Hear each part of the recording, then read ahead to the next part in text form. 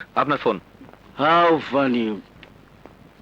Hello hello, কে? মিশা? ও daddy, এত রাতে? উম, তুমি তো জানো রাতের বেলায় আমি খুব ব্যস্ত থাকি ড্যাডি। তা খবর কি বলো? খুব ভালো ড্যাড, অস্ত্র এবং টাকা দুটো আমার হাতে, শুধু গায়ে একটু রক্ত লেগেছে। গোল্ড ও অস্ত্রগুলো ক্রকারিজ হিসাবে প্যাকেট করে তোমার আরিফ আঙ্কেলের নামে পাঠিয়ে দাও। আর রক্ত যখন লেগেছে তখন যত তাড়াতাড়ি সম্ভব চলে এসো। আমিও তাই ভাবছি ড্যাড। ভালো কথা, তোমার আরিফ আঙ্কেল কিন্তু জানে না ক্রকারিজের নামে তুমি কি পাঠাও। জানলে সমস্যা হবে। তাই ঠিক করেছি তুমি ফিরে এলেই আরিফের একমাত্র কন্যা পিঙ্কির সাথে তোমার বিয়ে দিয়ে দেব। তখন আরিফ জানলেও কোনো সমস্যা হবে না। হাউ ফানি, আমার বিয়ে! আমি পরশুদিনে চলে আসবো ড্যাড। ওকে, ঠিক আছে, bye. Bye bye dad, good night.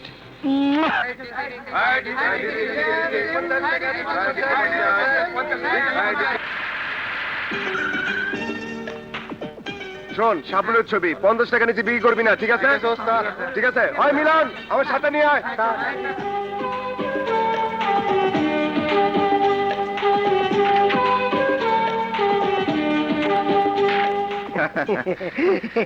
ওস্তাদ, এখন সেই গানের সুরটা বাজাও না।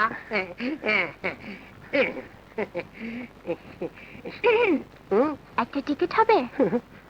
ওরে বাপরে, ওস্তাদ, এই সেই কুত্তো আলী, আমি গেলাম। একটা টিকিট? টিকিট? কিসের টিকিট? আমি তো টিকিট বিক্রি করি না। ছবির নয়, জীবনের টিকিট। জীবনের টিকিট? হ্যাঁ, জীবনের টিকিট। চলো আমার সাথে। কোথায়?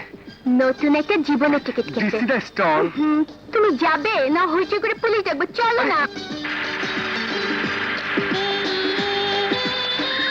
হাসপাতাল থেকে ফেরার পর ভেবেছিলাম তুমি আসবে, কিন্তু সেদিনের পর থেকে তো একবারও আমায় দেখতে গেলে না। কি হলো, কিছু বলছো না যে? ইচ্ছে হয়েছিল কিন্তু যাইনি। কেন? তুমি না বললেও উত্তরটা আমি জানি। খুব দুঃখ পেয়েছো, তাই না?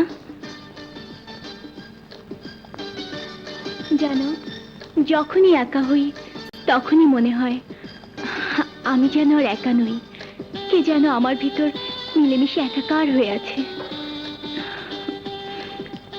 রাতে ঘুমাতেও পারি না। আমিও ঘুমোতে পারি না। যখনই ঘুমোতে যাই মনে হয় আমি যেন আরো কোথাও আছি, অন্যখানে, অন্যের ভিতর মিলেমিশে।